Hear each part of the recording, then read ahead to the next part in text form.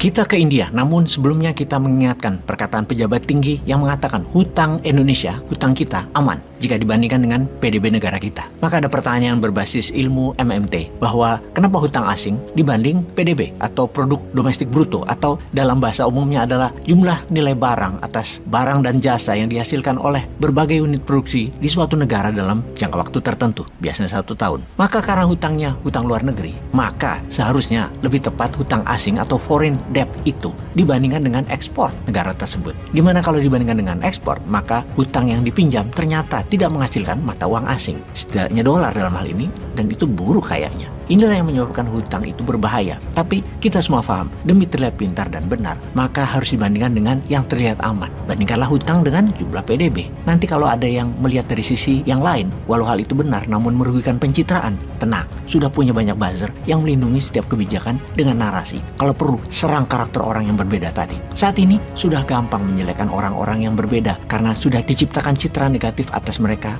yang berbeda tersebut. Jadi gampang buat emosi masyarakat. Pokoknya siapa yang beda dengan keputusan menjabat adalah kadrun. Disudutkan begitu, kelar sudah. Ke India kita sekarang. Setelah Indonesia jadi presidensi G20 tahun kemarin, maka tahun ini India jadi presidensinya. Ingat ya, presiden G20 bukan pemimpin G20 seperti yang dicitrakan waktu Indonesia jadi penyelenggara pertemuan tahunan. Istilah presidensi G20 adalah mereka yang jadi tuan rumah acara pertemuan, jadi namanya presidensi, dan mengarahkan acara dalam 1 tahun itu mau apa dan kemana. India saat ini mengusulkan tentang payment system dan teknologi payment system tersebut, di mana India mengusulkan menggunakan rupiah untuk transaksi. Sebuah langkah pintar dari India. Tentunya hal ini, dan kalau ini bisa terjadi, maka sudah dekat dolar itu ditantang di mana-mana dan akan jatuh nilai dolar itu kalau terus digempur. Seperti begini, secara cara pembayaran atau payment system India sudah maju jauh. Bahkan siap mengalahkan Swift code-nya dolar. Seperti halnya yuan yang punya lebih dari 40 negara yang sudah bisa melakukan Swift-nya yuan. Swift atau Society for Worldwide Interbank Financial Telecommunication adalah format standar untuk kode pengidentifikasi yang digunakan untuk mengidentifikasi bank dan lembaga keuangan secara global.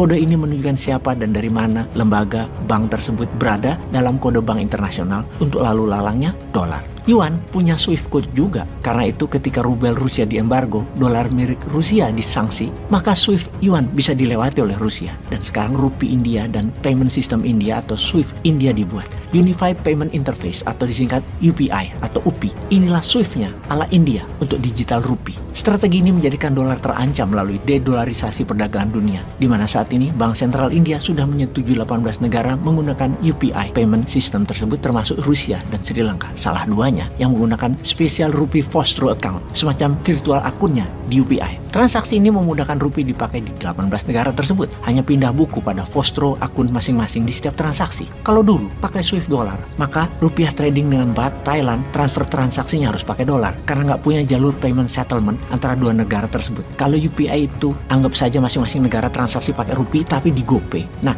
India Payment Settlement UPI itu ibarat GoPay-nya yang bisa dipakai cross border atau lintas negara di banyak negara. Siapa yang sudah punya akun dengan UPI selain yang sudah disebut yaitu Rusia dan Sri Lanka? Singapura, Botswana, Guyana, Kenya, Malaysia, Israel, Fiji, Myanmar, New Zealand, Oman, Tanzania, Inggris, dan beberapa negara lainnya karena tergantung akan impor barang dengan India. Maka mereka membuka akun di sana. Dengan adanya UPI ini, maka seperti halnya yuan bisa jadi reserve currency banyak negara atau jadi cadangan devisa banyak negara. Bukan hanya dolar ke depan yang jadi cadangan negara. Inilah mengapa kita mengatakan bahwa India is the next Tiongkok. Karena langkah bernegaranya sangat strategis. Bayangkan kalau kita punya nyali dan keberanian membuat rupiah payment settlement, di mana kita ada 21 komoditi unggulan Indonesia, bayarnya, belinya dari Indonesia, komoditi seperti nikel, batu bara, pakai rupiah. Wih, pasti demand terhadap rupiah naik, rupiah menguat dan berdaulat karena jadi devisa banyak negara.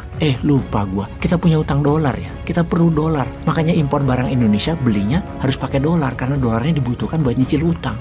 Lupa gua, ampun dah, tapi aman kok, utang kita aman. Aman dari mana? Gua ngomong sambil garuk-garuk kepala nih yang nggak gatel.